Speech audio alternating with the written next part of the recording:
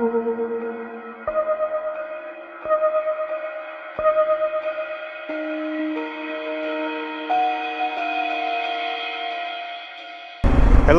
D-Rock here. Welcome to the channel. I hope you all are well. Thank you for stopping in. Much appreciated. That's right, back on the KLR650. And what am I doing today? Well, currently I'm on a frontage road just off to a dead end, huh? Well, I'm currently on the frontage road. To my left is Interstate 15. And I think I'm going to be out of road. I was curious how far this frontage road, this is old Highway 91, how far this really went. And looks like it just, yeah, okay. Well, oh, well, do I dare? I don't know where this goes. I'm not so sure. I don't think that's going to get me to where I want to go. I'm going to have to get on the interstate. Well, it's only for a brief minute. So, hang on, I'll be right back. So like I said, I'm on a frontage road that parallels Interstate 15.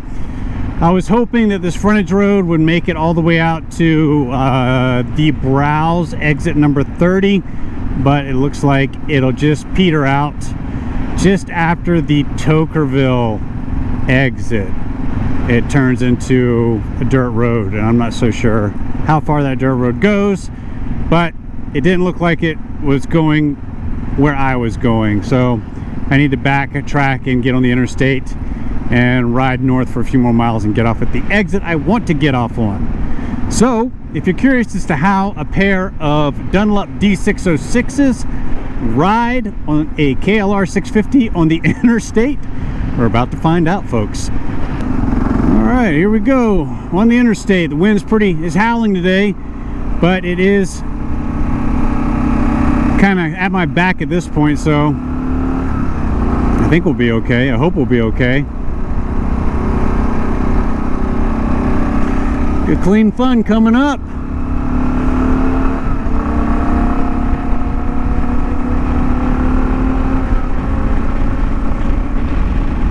Like I said, I don't have to go far, so there's a little breeze. Well, the tires are loud. I mentioned that in the first video. This is kind of a part 2. And they're pretty stable. I'm not gonna make it to 80 miles an hour, but I'll be happy at staying just under 70, I think. Winds are gusting again today, so it's a little unnerving, but oh well. I should be fine.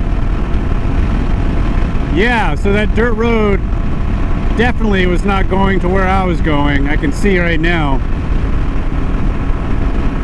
It was going up that hill to the right there, which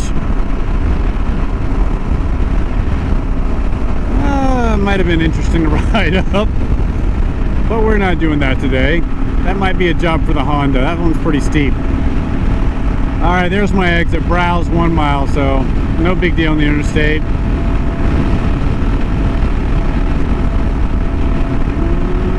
She's going uphill, over 70 miles an hour. It's not a problem. It's enough power for me. But I'm pretty sure you can hear how loud the tires are. And what am I? I'm just getting to 75 miles an hour, so you can hear them. Right on. Very nice. Well, there's the road again. Huh.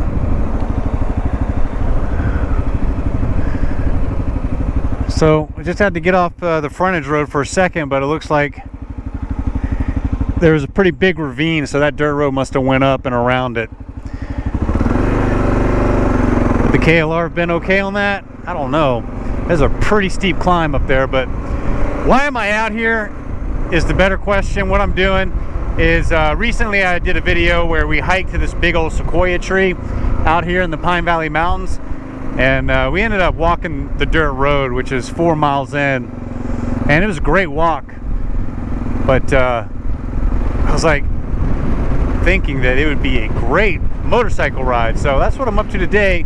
And this will be kind of a part 2 of the tire testing for the KLR here. So what I'm about to enter here is some dirt, of course, but it's going to be some pretty deep gravel. So we're going to see how these tires do, not only on the interstate, but on some pretty deep, loose gravel. So here we go. If you're new to the channel, hit that subscribe.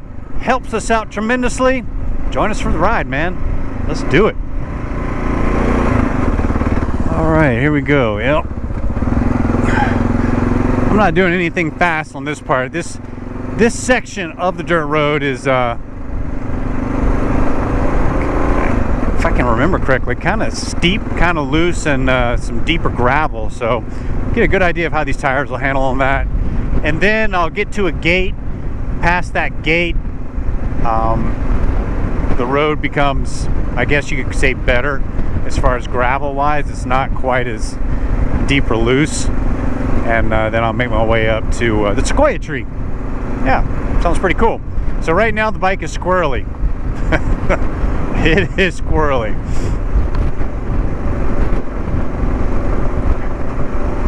And that deeper loose gravel. But I mean, does it matter what you got on the bike? It's just going to be squirrely in that deep loose stuff.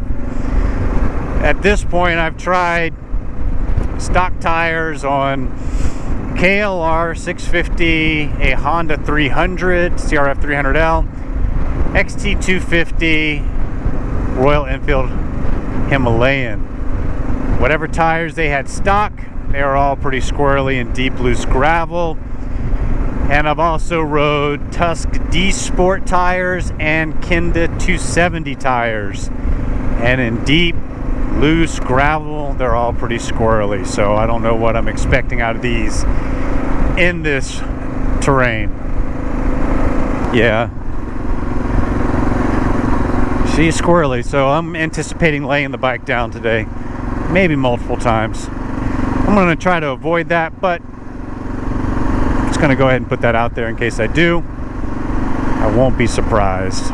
And we're not going to try and get up this section at any higher speeds. It's just going to be a nice tractor up. Yep, she's moving all over the place.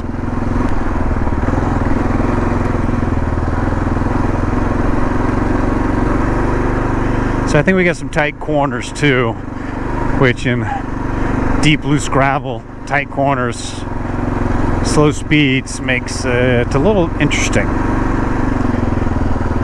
But I think we'll be fine.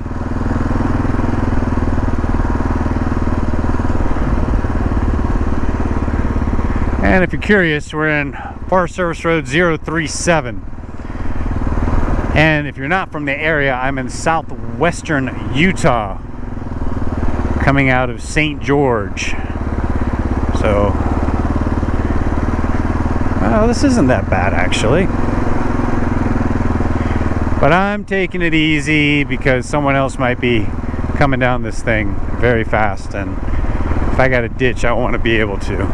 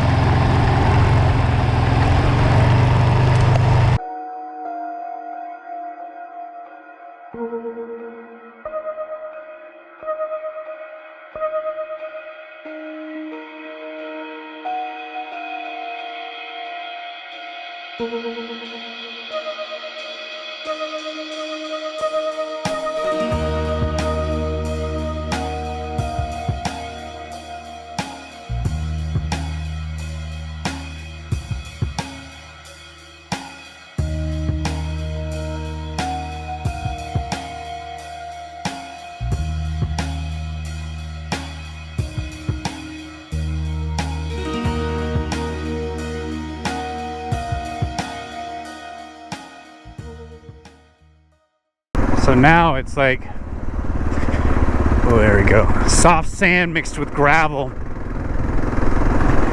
squishy ground, really, but she's handling just fine. The initial squirreliness when I first started was, I don't know what it was. Maybe I'm just getting used to it at this point, but it's not overwhelmingly squirrely. I'm about just over 22 miles an hour right now, and pretty stable.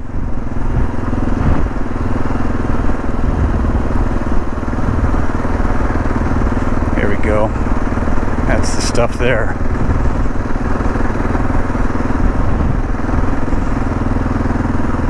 Yeah, washboardy, sandy, loose, deep gravel. It's not to love. The tires are digging in and making it happen, though. Ooh. Drop a little lower. It's getting a little interesting here.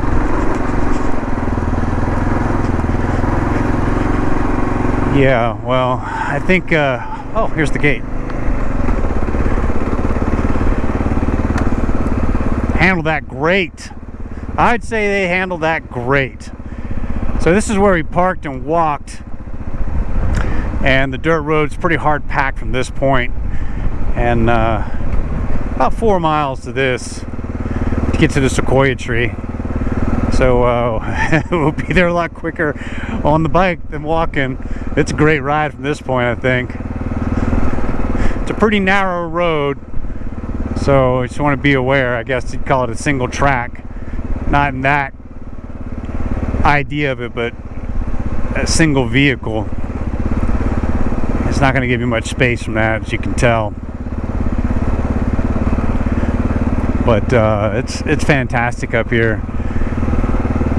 It's later June now, so get out here in the morning, this time of year at least, and you get up in elevation, and it's a little cooler, so that all helps. Let's see.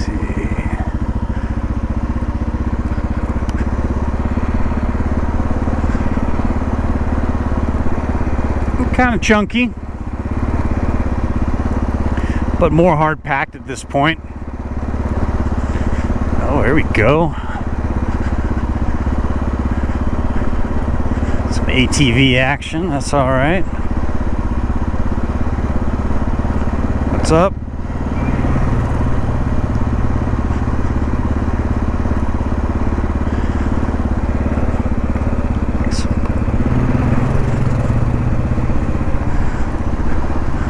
Not bad. Well, yeah, in case you're wondering, if you're out here, you do get cell reception. Your phone will work. I remember we got a pretty steep turn, tight turn coming up.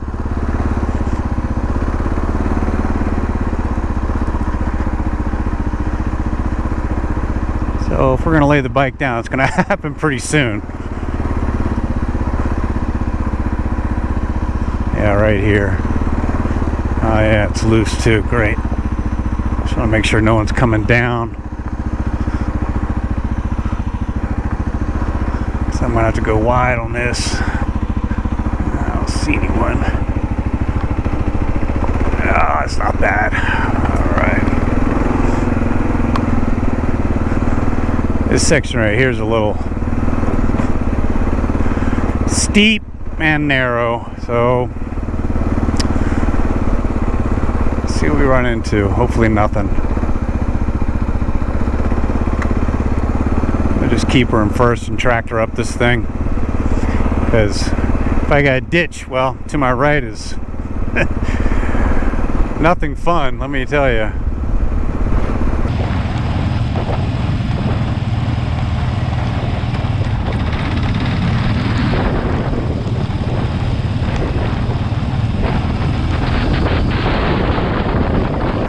I got this next climb, and that should be it, I think.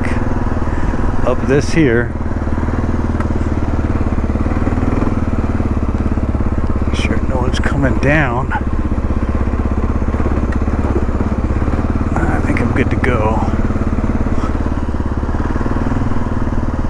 Sweet.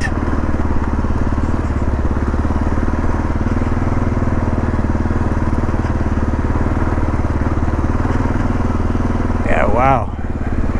These curves are blind and tight. There we go. This is a good stretch here. Get a little more speed since I can see what's happening. Man, I'm gonna be at the tree in no time. Tires are doing their job. Digging them. They're handling everything the way I want them to, so that's great. Ooh, easy right here.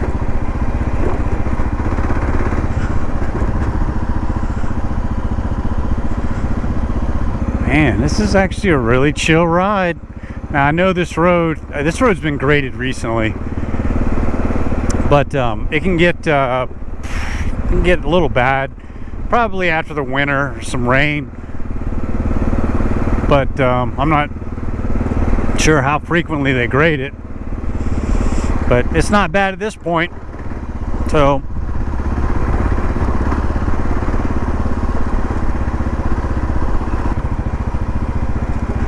I think this section up here, it's a little meaty, I think.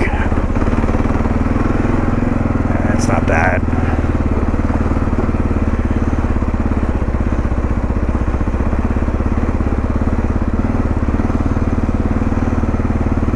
Right on. Well, that was a pretty sweet climb up. The KLR loved it. So did the new tires. So did I, for that matter. We've made it, man.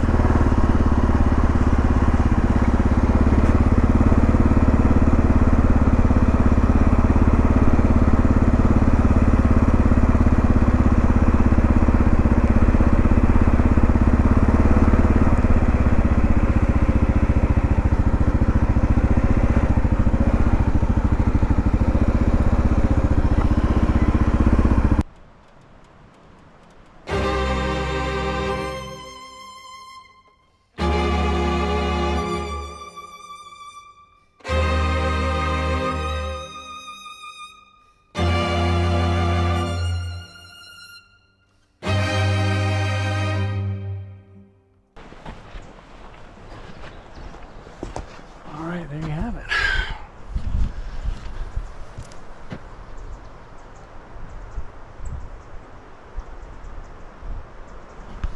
It's one of Utah's southern giant sequoia trees, planted in the 1930s. Pretty cool. Very nice. So, just a couple other things real quick. Just installed headlight guard from SRC Moto. That's pretty cool, huh? And I was trying out on the ride here this Guardian Angel light. So I've got it mounted to my helmet. It's got a tether. I've got duct tape so it's not like blowing all around. But yeah, this thing's pretty cool. I want to be seen.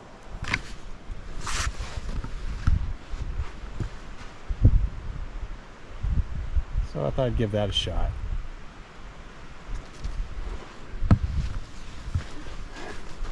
Looks pretty funny, taped on and everything, but you know, I think that will. Pretty bright. Anyway, there you have it. A couple new things. Have another look at those Dunlop 606s. Yeah, pretty meaty tire. Looking good, man. Bike's looking mean. I love it. All right, well, that was cool. Now we're gonna head back down, back the way we came. Now we're going down, so this is a whole different animal. Ooh, man. So that light on the top of my helmet, I believe, weighs about 3 ounces. It's not very heavy at all. And it's attached to the mount by a really strong magnet. I mean, I rode on the interstate in gusting wind just now, 70 miles an hour, and it didn't move a bit. So magnet works, obviously works very well.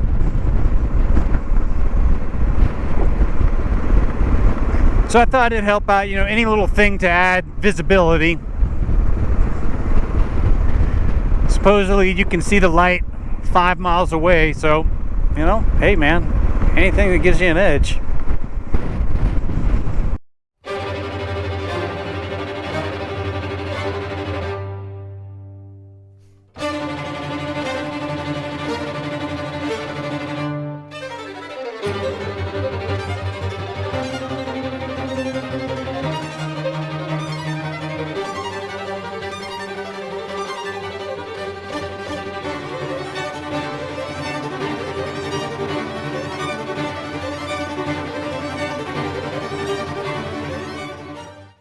Yeah, so far so good. I mean, it's a 4-mile downhill ride.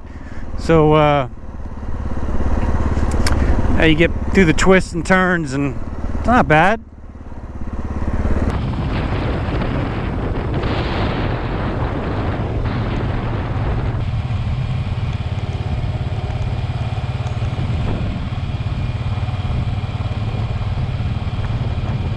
This is the real steep,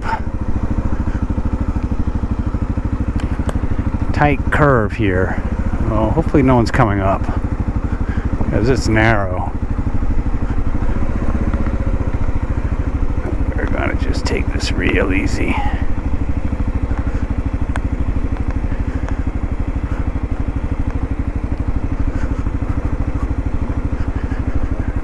Alright, not bad.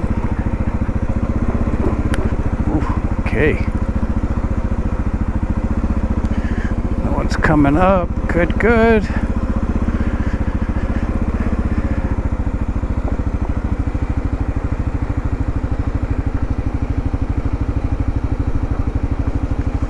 Ooh, it's a good tight one there.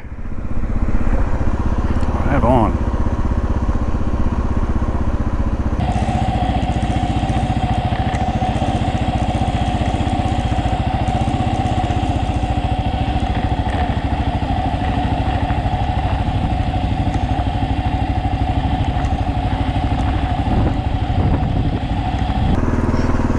Yeah, it's a good ride.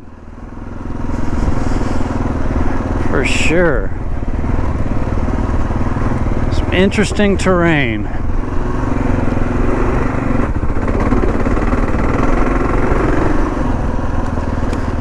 Some interesting terrain, but just about off this part and back into the deep gravel. Whoa, what's this?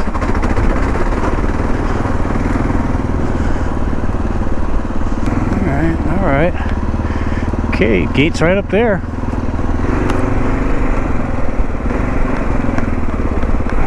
Easy peasy. Yeah, that's a pretty cool looking country down there. And when we get into the fall, I might have to go do some exploring in that. Alright, we're out. Back in the gravel. Now we're going down in the gravel. Alright, we'll take our time on this. There's no rush today. Oh man, I'm going into a headwind this direction. That means when I get back on the interstate, I'll be in a nice gusty headwind. Woohoo! I can't remember when it wasn't windy. I mean, it must have been sometime in the winter. It's been windy every day for months.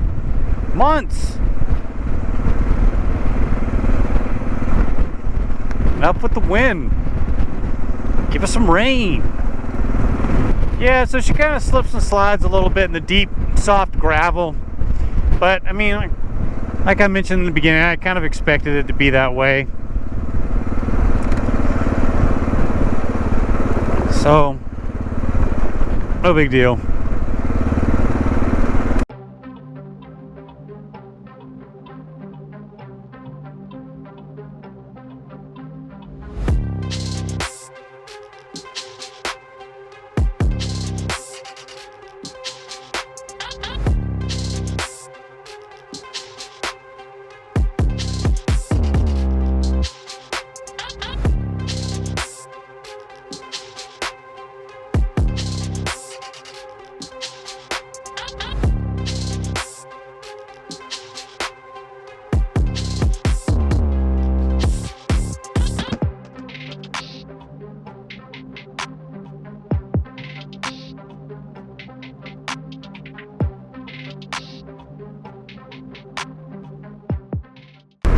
Alright, I just got off the interstate. Whew, a little breezy. Yeah, I got off the interstate and got back on frontage road. Man, I was getting some pretty gnarly crosswinds there. So I only had to be on the interstate for, I don't know, 6 miles or so. It wasn't a big deal. But as far as the tires go, riding on the interstate, just fine. They're pretty loud, but other than that, I didn't, you know, it wasn't a big deal, honestly. So there you have it. I guess part 2 of the D606 tire review. Got in some deeper, softer gravel, some chunkier dirt road there. We made our way up into the mountains. Checked out a Sequoia Tree, pretty cool. Yeah. So in conclusion, I think these tires are awesome, and the one I guess the real drawback is how loud they are on the asphalt, but I don't really care about that. You know, I'm gonna do some long distance riding on the asphalt. I'll just put in some earplugs or something. So other than that, they handled very well in the sections of soft sand I hit. They handled well in the deep soft gravel, a little squirrely. I pretty much thought they were going to be that way.